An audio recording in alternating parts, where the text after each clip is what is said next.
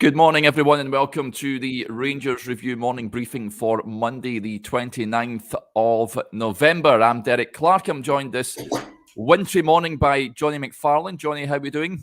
Yeah, it's not too wintry here in Glasgow, Derek. There's been a little bit of snow. I'm looking out my window in case people are wondering why I'm staring off screen, but I've got a great view out over the city up here in Cambuslang. It's not bad. It's kind of there's a sort of slight wintry feel, but there's no frozen elements at play here. There's no snow, so it's not too bad. Down in Warrington, is it getting a little? Yeah, it's rather chilly down here. Yeah, it's like an ice rink outside, so winter is well and truly upon us down here. But I'm nice and snuggly in the comfort of my home down here. But before we continue, folks, and look back on yesterday's terrific win against Livingston, just to make you aware that our fantastic Black Friday deal ends today. So it's your last chance to take advantage of our offer. It's just £1 a month for the first 6 months of the Rangers Review. You can see the little ticker down below us, or you can take advantage of our yearly option, which is 50% off, £17.49, which is terrific value. Just go to rangersreview.co.uk/subscribe to find all the details on that. And Jonny, you want to jump in?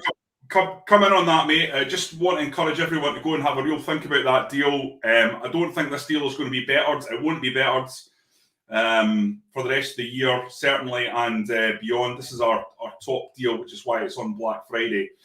£1 a month, you're getting daily videos, you're getting updates from the game. We've got journalists going to the press conferences, going to the matches, talking to the people that matter, Giovanni van Bronckhorst, players.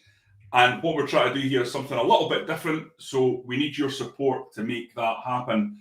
You're getting daily content, tactical analysis. We, of course, have a partnership with StatsBomb, which means we've got stories that no one else can bring to you because of the level of depth we can go into with our statistics and data far outweighs anything else in the Scottish media. So on top of that, you've got Derek giving us some terrific interviews with people you've not necessarily heard a lot from. We're not going to the usual suspects who the rest of the sports media go to all the time. We're talking about guys who you've rarely heard from, who we've gone and tracked down, and hopefully you get a real good long read out of that. And that's on top of everything else we have, opinion, looking back at the press conferences, Q&As, all that sort of thing is on the Rangers Review. So please go on there and have a look at what we're doing on the website. We know we've got many thousands of you subscribing across our many video channels on TikTok, on YouTube, on Facebook, but we'd love you to go on there and support us. It's only £1 a month for the next 6 months, and that gives you access to all the Rangers content that we do. So please go on there and do that. It's the website you can go to is obviously www.rangersreview.co.uk, but there is a subsection within that. There's a subscribe area in the top left-hand corner, and it's .co.uk/subscribe/Black Friday. You can get a link on all our social media channels. You can see it on Twitter, etc., etc. But highly recommend you go on there, set yourself up for £1 a month. It really is next to nothing, and you can support the kind of Rangers journalism that you want for your club. Yeah, and thousands of you are watching us on YouTube. Thanks very much for that. And if you haven't already done so, just hit subscribe on there so you'll never miss a video. And so that's free. That's free. That's free. That's free. That's absolutely free. Every morning we're on here during the week. So many of you getting in touch already this morning. We'll try and get through the comments. But first of all, let's look back on yesterday's victory at Livingston. A potential banana skin for Rangers. Of course, the plastic pitch. It was covered in snow. It was cleared off. We'll talk about the halftime entertainment shortly. The dough balls with the snowballs is but Rangers burst out the traps. Scott Arfield came back into the side. He opened the scoring with a fantastic lob over the goalkeeper. And Joe Aribo then added the second. Exquisite finish, hitting the crossbar and into the back of the net for 2-0. Then a defensive sort of error again, a big diagonal. Connor Goldson caught under the ball. Al McGregor saved the initial effort, but it was nodded. It was prodded into the back of the net by Bruce Anderson to make it rather nervy, but Rangers were in total control after McGregor produced a stunning save before half-time, and they got that third goal, which saw them out of sight. Fashion Sakala coming on as a second-half sub and nodding Rangers 3-1 up, and that's how the scoreline ended. For me, Johnny, it was a rather convincing display, other than a few nervy moments at the end of the first half, I would say. I think coming out in the second half, Rangers were imperious, didn't really look under any real pressure from Livingston, and they saw out the game well. They got that third goal, and they were home and dry pretty much. What was your take on it? Yeah, I thought it was a 7 out of 10 performance, maybe pushing up into 8 out of 10 when you consider the fact that it's an absolute nightmare to play on that Livy pitch, and Dave Martindale's side will just make it really, really difficult for you, no matter what the conditions are. And yesterday, not only did you have to deal with that surface, but it was absolutely Baltic. I mean, Joshua's video from the stadium, if you've not seen it, folks, I mean, he looks like an Eskimo. He's completely wrapped up. So you can see that it was not good conditions for football. But overall, I mean, you look at the performance, you say to yourself, 2 stunning goals in the first half, both of them terrific. I mean, the first goal, that's deft, isn't it? That little lob over Max Schreichek in goal by Scott Arfield. It really was a lovely bit of skill. Great pick out by James Tavernier as well. There's no question of offside. He timed his run perfectly. And then the second goal, it's just a great team move, isn't it? From right to left. Ryan Kent out there, stretching play, looking a lot more dangerous. Cuts inside to Morelos, who had an up and down game, very mercurial. Some moments he was terrific, other moments he looked like he was back to the bad old Morelos of the last couple of months. But it was a lovely little touch inside to Joe Aribo, and then a beautiful curling, swirling finish into the sort of top corner off the underside of the bar. No keeper could have saved that. It was perfectly judged. So you go 2-0 up and you think, oh, this is fantastic. Rangers are knocking the ball about, playing really, really well. But Livy, as they often do, they came back into it. Poor defending by Connor Goldson. It was a bit of a weird one, Derek. Watching it back, it looks like if he just stretches his neck muscles out, he can just nod it away. He's so close to the ball, and the flight of the ball as it comes down. To be fair to Forrest, it's a wonderful first touch. You're not really expecting that at this level, given the budgets that Livingston have available. But that long ball, he's caught it beautifully with his first touch. Great save from Alan McGregor. Credit to Bruce Anderson, he's got there first ahead of Calvin Bassey. It's basically down to Connor Goldson, and he should have headed that long ball away. He's got caught in his heels.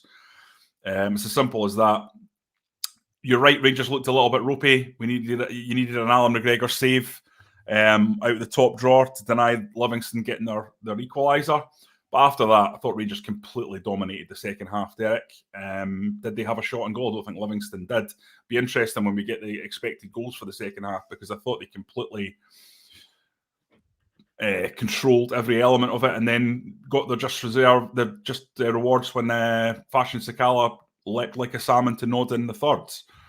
And from that, you're on easy street. So overall, a pretty good performance, I would have to say.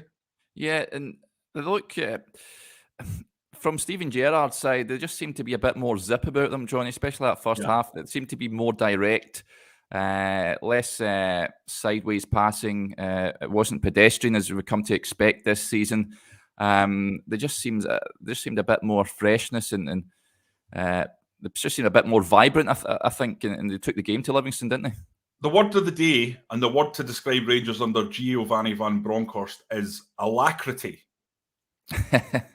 Now that means a brisk and cheerful sort of going about of your business, a brisk and cheerful readiness, and that sums up perfectly how this new team play under Giovanni van Bronckhorst. It's much quicker.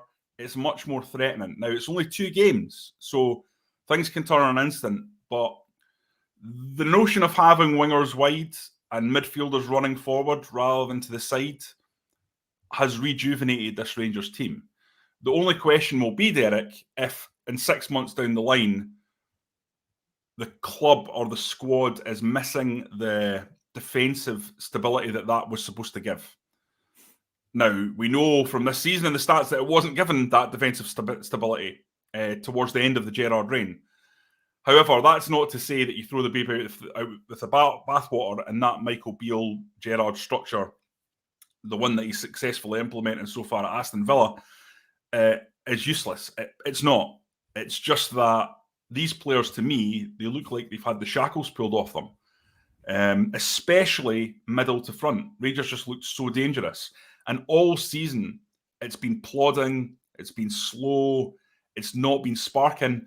And I've said it on this video before, I'll just say it again. It's been boring a lot of the time. The football has been boring. But in these last 2 games under GVB, it's not been. It's been exciting to watch. There's been goal threat throughout the whole game. And having those wingers stretch that play once again, it's bringing a whole new dimension to the play. And it's fascinating to watch. And at the moment, 2 games in, very early days, this could all change. But at the moment, from the evidence that we have, it looks like the change of manager came in at exactly the right time, potentially. Yeah. Of the players, there's a couple of players I wanted to mention, Johnny. First of all, I mean, Kavlin Bassey again at centre-back. Liam Balogun's been out with that injury, of course. He had that horror show in Prague, but for me, he's come in the last couple of games and he's done well. What say you? Totally agree. He certainly wasn't at fault for the goal yesterday. No. Strolled through the game. Let's be honest, did Livingston create much threat? Not really. I think Bassey's issue, the area where he needs to work on is certainly, for a big lad, he's not very good in the air. Yeah. So that's something that he needs to think about and he needs to kind of address if he wants to be a centre-back, or if he wants to make the most out of his abilities at centre-back. I know he prefers to play left-back. But he's a really talented young player, and that's going to be a deal that's going to net Rangers a lot of money, Derek. I guarantee you that. This is a kid that's not going to leave Rangers for £500,000. He's got too much in his locker. And what I like about him as well is when he talks to the press, you can tell he's a really humble character.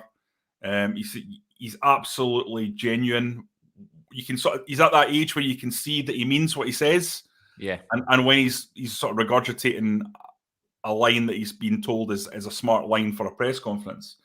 And he was asked about, is centre back something that you consider for the future? And he said, look, I'll play anywhere. I'll play anywhere on this team. As long I'll play in goals. And you could tell he absolutely meant it. So that's a really, really good sign as well, because it's good to have these kind of characters in the dressing room. Yeah. And he certainly, for me, has impressed. Yeah, Glenn Camara was coming very deep yesterday, Johnny. So much so it was almost like a back 3 at times, which it seems to be like a little tactical tweak that Van Bronckhorst has implemented. What did you make of that? I thought Camara was brilliant yesterday. Yeah, well, the midfield was obviously a 3-man midfield, but it was like Glenn Camara was a sitter with 2 almost like number 8s pushing forward and Aribo and Arfield. It was much more attacking than what we've seen under Gerrard previously, because obviously you've only got the one guy covering in. But I totally agree with Giovanni Van Bronckhorst. That's all you need against the likes of Livingston in terms of the amount of pressure they're going to put on you going forward. If you can score 4 or 5 goals, they're not going to reply. So that must be the aim for these kind of games. I saw Joshua was getting a bit of stick because Joshua described it as a Rolls-Royce performance. He was at the ground watching, and I think he gave him an 8 in his match ratings. Now, Camara did give the ball away a few times. That's not in doubt, and I think Joshua openly admits that. And I would say to this to guys who weren't at the game, sometimes in that role, when you're watching on telly, you just don't really get a true sense of it, because so much of what he was doing was shutting down space. So I'm going to go with our tactical guru on this one and say that I suspect there was more to Joshua's assessment than what perhaps we saw on the telly, because I thought he had a good game from the telly, Derek, but I didn't think he was Rolls-Royce levels. But I think there will be stuff going on that we wouldn't see. Yeah, I wanted to touch on Nathan Parson coming on again. Now, I'm a big fan of him getting game time, as you'll agree, Johnny. At right wing, I thought he did pretty well when he came on. He combined with James Tavernier, and I'm all for that. Yeah, no, he did. Sorry, I'm laughing at Andrew Barclay's comment, Derek, which you're going to have to put up at some point. Sorry, it's totally distracted me. Yeah, it's an interesting one, that playing the two right backs when you're trying to protect a lead. But it's offensive as well. Sorry? It's offensive as well. For me, Nathan Parson offers so much offensively that it's not necessarily playing two right backs to preserve what you've got. Yeah. Well, it's interesting because I've noticed, and this is just tentative, and I'm not, trying to set myself out as some sort of tactical guru, but I have noticed that Tavernier seems to be moving more inside into that inverted fullback role when that happens, with Patterson stretching. So that'll become more obvious what exactly GVB is asking the players to do as time goes on, once we get more sample data effectively of how these two are dovetailing. It was always going to be an issue for them to try and get the two of them on the pitch at the same time. Let's hope this works, because Tavernier's undroppable. I've said it before. You're not going to drop Tavernier for Nathan Patterson. It's just not going to happen. He puts in too many numbers, and he's the captain, and he probably is, let's be honest, the best right back in Scotland. Now, Nathan Patterson might end up being better than him. He's probably got more stretch in him in terms of what he can eventually be. But it's hard for a guy of Patterson's age to come in and actually take out someone who's so good. So this was a huge thing for Giovanni van Bronckhorst, and it seems to me that he's already, so early in his reign, coming up with solutions to the big problems that have defined Rangers' season so far. Yeah. I wanted to touch on as well, there's a little cameo. I think everyone was wishing the ball to go out of play before it did, Johnny, when Jermaine Defoe was trying to warm up to come back on. Yeah. Me, it's great to see him back in a match day squad. And could this be the start of perhaps more appearances, do you reckon? I don't know, I suppose it depends on Camara Roof and when he comes back. Without Roof, Rangers need an option. So Defoe has to be part of the thinking. And especially at Ibrox, Derek, with that lush pitch, with those big open spaces, you've got to think that there's room for Jermaine Defoe in certain games, especially against the guys in the lower reaches of the league, because his movement's still razor sharp. We saw last season, he only had cameos, but when he was called upon, he never looked his age. No. We're not seeing him day-to-day in training. Sometimes at that stage in life, and crying out loud, he's a year younger than me, but at that stage in life, I've seen footballers, it just happens just very, very quickly. They just go from being, you're barely really thinking about their age, to, oh, no, he's done. He's absolutely done. For example, it happened with Davy Weir, didn't it? I mean, Davy Weir turned up at Ibrox when he was 36, I think, under Walter. Yeah. And played impeccably for 3 seasons. And then in that 6 months that he had under Ali as boss, in the first couple of games, you were like, he's 41 and it really is showing now. And he kind of hadn't felt that way before that.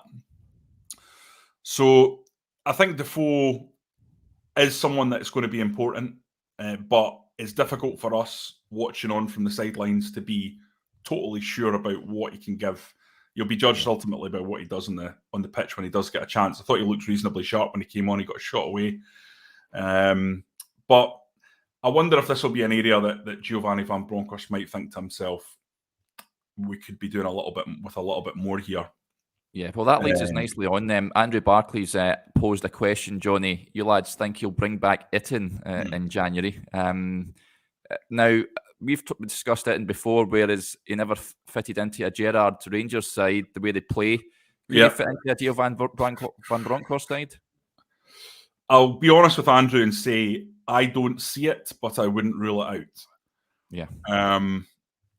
I can see the logic and why people would think that, because he's completely different.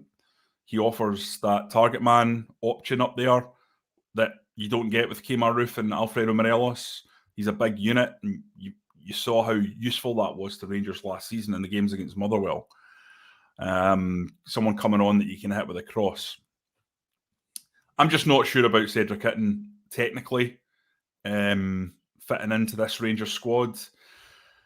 And I think financially, cutting short a deal at this stage, I'm sure it could be done, but I just don't think they'll do that. The big thing in terms of transfers going forwards, there's obviously short term, medium term. Medium term, we've got an article up on the website today looking at replacements for Connor Goldson. I think it's safe to say we'll be surprised now if Connor Goldson signs a new deal with Rangers. In terms of short term for the January window, it's absolutely clear. It couldn't be clearer in my mind. Rangers need a right winger because they've got Kent for the left. They've got Scott Wright as cover for Kent. But on the right, Yanis Hadji is, I don't think, quick enough to be a proper right winger. He's done a good job in the last couple of games, and he's a good player, so he's capable of doing it. But to me, he's not the natural fit for that chalk in the boots style role. So I think Rangers need to go out and try and do a couple of deals to get a couple of players in there to give themselves a bit more depth, or even one more player, depending on what he wants to do with Patterson. It might be that he thinks he can turn Nathan Patterson into a right winger. I don't know. But I think that's obvious from looking at the makeup of the squad. With the way GVB wants to play, there's a lightness in that position. Yeah. Finally, then, we'll just touch on, I know David Martindale wasn't best pleased by the halftime entertainment snowball fight that was taking place at the Tony Macaroni Arena, which I can understand given his team are losing the game. They're trying to get back into it. But for me, watching in a pub in Warrington, it brought much hilarity. I don't know about you, Johnny, seeing the boy trying to shovel the snow off the park and getting pelted by snowballs. Aye, it's just hijinks, isn't it? I think we need to just... Sometimes we take it a little bit seriously. Obviously, it's not what we want. It's a little immature. Yeah. You know, that goes without saying. The game was held up and people have buses to get back and ferries to get, and, you know, life goes on. But... yeah, I don't think it was the crime of the century. And in terms of Davy Martindale, listen, he's just frustrated. Yeah, I thought it was a great quote. It was classic tabloid newspaper quote, that the dough balls with the snowballs. I mean, it was funny. And even if you were one of the guys throwing the snowballs, I'm sure you can probably see the funny side of that, because he has got a point. You are a bit of a dough ball if you're throwing snowballs at a football game. But yeah, let's not make it the crime of the century, shall we? Yeah, I just felt for the big boy trying to shovel the snow off. There's no way he'd have been wanted to be put on national television. So I just feel for him. What was funny about it, Derek, was this guy, right? Totally half backsided, going around just sort of half shoveling some of the snow. I'm like, mate, you need to get your backside in gear here. What are you doing? It was so sort of like lackadaisical. It was a sort of bizarre sight, wasn't it? Yeah, he was fighting a losing battle, but we got the game finished in the end, which is all good, and Rangers got their victory as well. Okay, that'll do us there, folks. Again, just a reminder that Black Friday deal, this is your last day to take advantage of it. £1 a month for the first 6 months, or £17.49 for the year, which is 50% off. Just go on to the rangersreview.co.uk site to find out all the details for that. And if you're on YouTube, just hit subscribe so you'll never miss a video when we go live. Okay, we'll be back tomorrow, but until then, enjoy the rest.